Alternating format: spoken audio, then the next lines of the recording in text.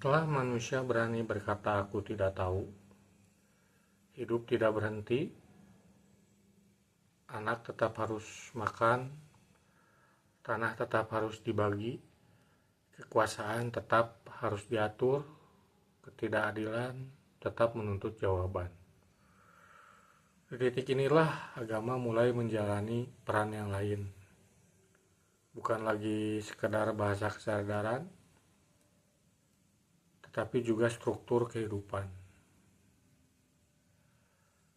Agama tidak lahir di ruang tertutup. Ia selalu tumbuh di tengah kondisi manusia. Saat masyarakat stabil, agama berbicara tentang harmoni. Saat masyarakat tertekan, agama berbicara tentang keadilan. Saat manusia kehilangan makna, agama berbicara tentang harapan. Karena itu bentuk agama tidak pernah seragam, bukan karena Tuhannya berbeda, tetapi karena kondisi manusianya yang berbeda. Karl Marx pernah berkata bahwa agama adalah candu masyarakat. Kalimat ini sering dibaca sebagai sebuah penghinaan, tapi jika dibaca dengan tenang, dia berbicara tentang rasa sakit. Dia tidak sedang membela agama, tapi juga tidak sekedar mengejeknya. Dia sedang membaca realitas sosial. Candu tidak muncul di tubuh yang sehat. Itu muncul karena luka. Dalam kerangka kritik sosialnya, dia melihat agama sebagai respon atas penderitaan manusia, atas ketidakadilan struktural, atas kehidupan yang menekan. Dia tidak berkata agama itu salah, dia berkata manusia sakit. Dan ini mungkin penting dipahami.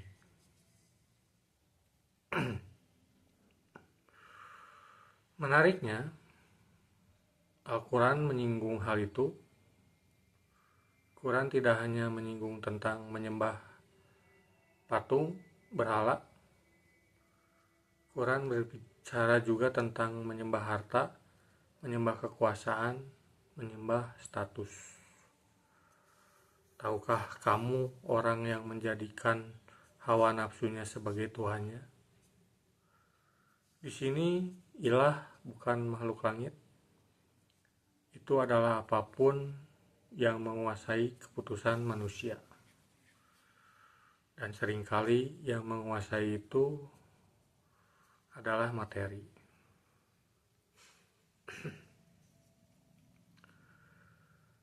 Disinilah kita mulai memahami mengapa tradisi Semitik menekankan Tuhan sebagai otoritas moral. Dalam banyak fase sejarahnya, masyarakat Semitik menghadapi penindasan, ketimpangan, dan perbudakan. Mereka tidak butuh Tuhan kosmik. Mereka butuh Tuhan yang melihat, Tuhan yang membela, Tuhan yang mengadili. Tidak ada Tuhan lain yang berhak ditaati selain yang maha adil. Sebaliknya, di masyarakat yang lebih mapan dan relatif stabil, agama tidak tampil sebagai otoritas hukum, tetapi sebagai panduan harmoni. Di Yunani awal, fokusnya adalah keteraturan kosmik dan rasio, bukan Tuhan sebagai penguasa, tetapi logos sebagai hukum makna. Di Tiongkok awal, fokusnya adalah keseimbangan sosial. Di India awal, fokusnya adalah kesadaran batin. bukan karena lebih tinggi atau lebih rendah, tetapi karena tantangan hidupnya berbeda. Dan seperti semua tradisi manusia, bentuk ini pun tidak selalu bertahan, karena ketika kondisi berubah, cara manusia memahami yang sakral juga ikut berubah. Masalah muncul ketika agama dibaca lepas dari konteksnya, ketika bahasa pembebasan dipakai untuk menguasai, ketika simbol keadilan dipakai untuk menindas. Di titik itu, agama kehilangan rohnya.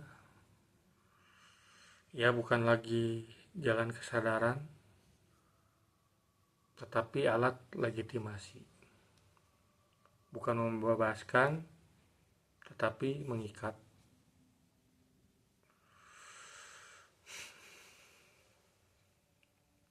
Yang sering dilupakan, semua tradisi ini berangkat dari satu asumsi yang sama. Manusia bertanggung jawab atas pilihannya sendiri. Tidak ada manusia yang dipaksa tunduk. Tidak ada manusia yang dibebaskan tanpa kehendaknya sendiri. Wahyu memberi arah, kesadaran memberi cahaya, tetapi langkah tetap milik manusia.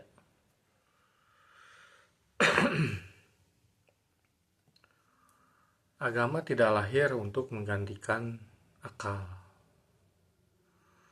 Agama lahir untuk menemani manusia dalam kondisi yang nyata, bisa menjadi obat, bisa menjadi candu, bisa membebaskan, bisa juga mengikat.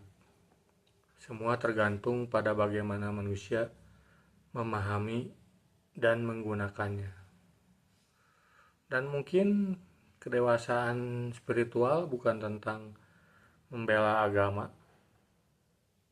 tetapi tentang berani bertanya, apakah keyakinanku membuatku lebih adil, lebih jujur, dan lebih manusia, atau justru memberiku alasan untuk berhenti berpikir.